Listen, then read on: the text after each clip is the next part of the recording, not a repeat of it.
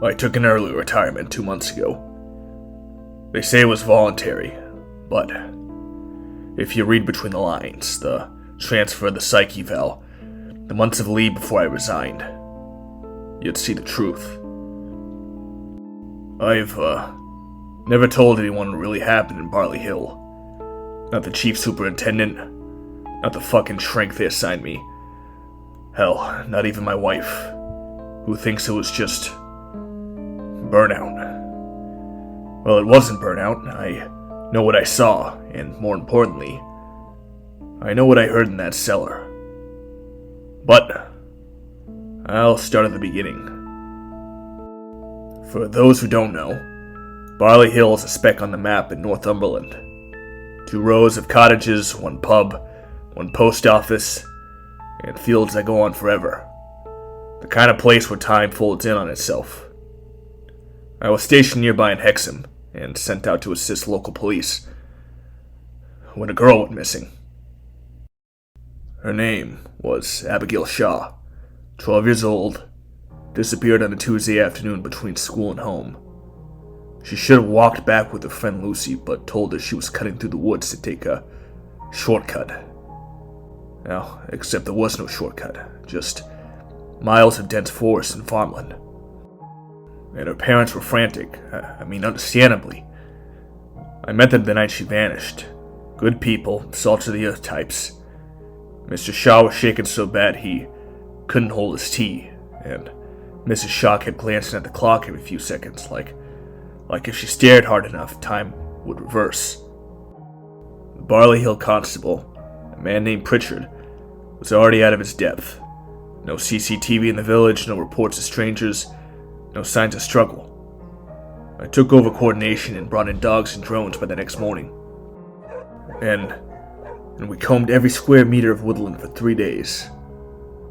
Nothing. Not a footprint, not a thread of clothing. She'd vanished like smoke. Then on the 4th day, we found something. It was a dog walker, about 2 miles from the village, near an abandoned farmstead. Old place called Greaves Orchard. The dog had gone ballistic near the collapsed barn and started digging at the earth. That's where we found the ribbon. Pink, satin, with the tiny silver bell. Abigail's mother confirmed it was hers. The barn itself was unsafe. Roof half caved in, floor rotted. But below it, there was a trapdoor, sealed, with rusted iron bolts. And this is where things get odd. The floor above that trapdoor hadn't collapsed. There was no way the dog could have smelled anything through solid oak beams and a foot of earth. But it did, and it led us to that exact spot like it had been called there. We broke the lock. The air that came up smelled like old stone and wet iron. And we descended. The cellar was far too large, carved into the bedrock with old tools. Pritchard said the farmhouse had no records of underground storage, no history, no maps, not even local gossip. But here was, 15 feet underground, with stone shelves, iron hooks, and something that looked a lot like restraints bolted to the wall. We searched every inch. No girl. Just one small shoe, tucked behind a broken crate, and carved into the wall 6 feet up. Alive, written in chalk, still fresh. That word stayed with me. We brought in forensics. They lifted Abigail's prints off that shoe. The ribbon too, but nothing else. No DNA, no signs of anyone else. We interviewed every villager twice. I walked the woods alone some nights, flashlight in one hand, recorder in the other. That's when it all started. At first it was small things. My mobile would turn on in the middle of the night and start recording voice memos I didn't make, just static and faint whispers I couldn't make out. Then came the voice. 3 times over the next week, I woke to a faint knock on my guest house door at precisely 2:11 a.m. Each time I opened it to find no one. On the 3rd night, I stayed up and recorded the hallway. When I received the footage the next morning, my stomach turned. At 2:11 a.m., the camera shook slightly, then captured my own voice, whispering, "She's in the orchard." Except I never said that. I didn't tell anyone. Didn't want to be pulled off the case. Instead, I went back to Greaves Orchard. Daylight this time. I paced the area around the barn. I found nothing. But the feeling, that pressure behind the eyes, that wrongness in the air, it stayed with me. The next night, I got a call. An old woman named Mags Willoughby. She lived alone at the edge of the village, nearest to the orchard. She'd seen something, she said, anyway.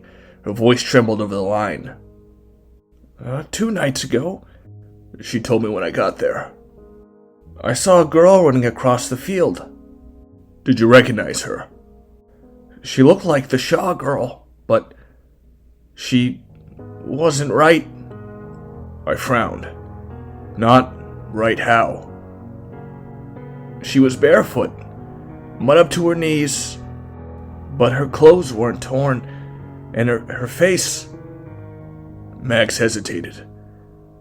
It didn't look scared. It looked calm, like she was walking in her sleep. Where did she go? Toward the orchard. Toward the barn. I stayed out there until dawn. Nothing. A week passed, the official search was scaled down. The press moved on. But I didn't. The case got inside me. I barely slept, ate standing up. My wife said I talked in my sleep, muttering about cellars and chalk and ribbons. Then one night, a storm rolling in over the moors, I returned to Greaves Orchard one last time. The barn was creaking in the wind. The trees swayed like they were trying to whisper to each other. I descended the cellar steps with my torch and recorder. Everything was as we left it, empty. But the word alive was gone. Scrubbed clean. In its place, one word, newly written in shaky chalk. Colder.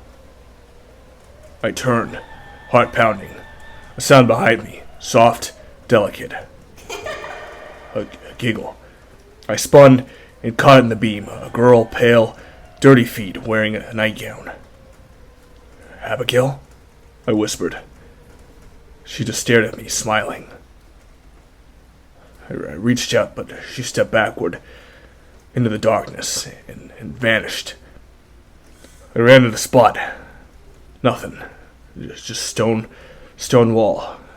I don't know how long I stood there, torch shaking. Eventually, I left. Didn't sleep that night. Didn't go back the next day. They found her 3 days later, wandering along the roadside near Hayden Bridge. Disoriented, clothes clean, no bruises, no injuries, dehydrated, but otherwise unharmed. The doctor said she'd been fed recently. No signs of trauma. She didn't remember anything. She just kept repeating the same thing. The man in the cellar was nice. They assumed it was a coping mechanism, a way to process fear, but I knew better.